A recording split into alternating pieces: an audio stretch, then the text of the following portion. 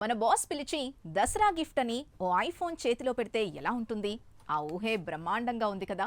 ఓ company boss దాన్ని నిజం చేశాడు. తన సంస్థలో ఉన్న అందరు ఉద్యోగులకు ఏకంగా ఐఫోన్ 17 ప్రో గిఫ్ట్గా ఇచ్చాడు.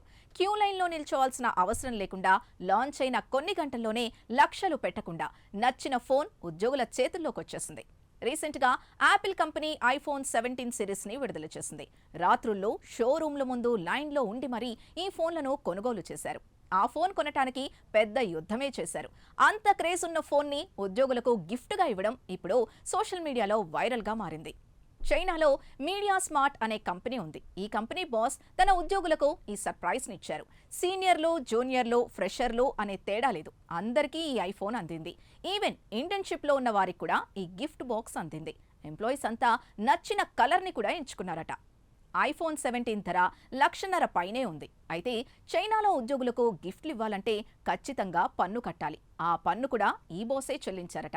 ఇప్పుడు మాత్రమే కాదు, ప్రతి సంవత్సరం ఒకసారి ఉద్యోగులకు ఖరీదైన గిఫ్ట్లు ఇవ్వడం ఆ బాస్కి అలవాటు. 2022-23లో కూడా ఆ ఏడాది రిలీజ్ అయిన ఫోన్లను తమ కంపెనీలో ఉన్న 100 మంది ఉద్యోగులకు అందించారు.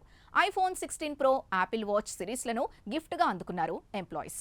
ఇలా ఏటా ఐఫోన్లు ఇవ్వడం చూసిన వాళ్ళు ఆ కంపెనీలోని ఉద్యోగులు చాలా లక్కీ అంటున్నారట. అంతేకాదు, మీ బాస్ ది బెస్ట్ అని పొగిడేస్తున్నారట.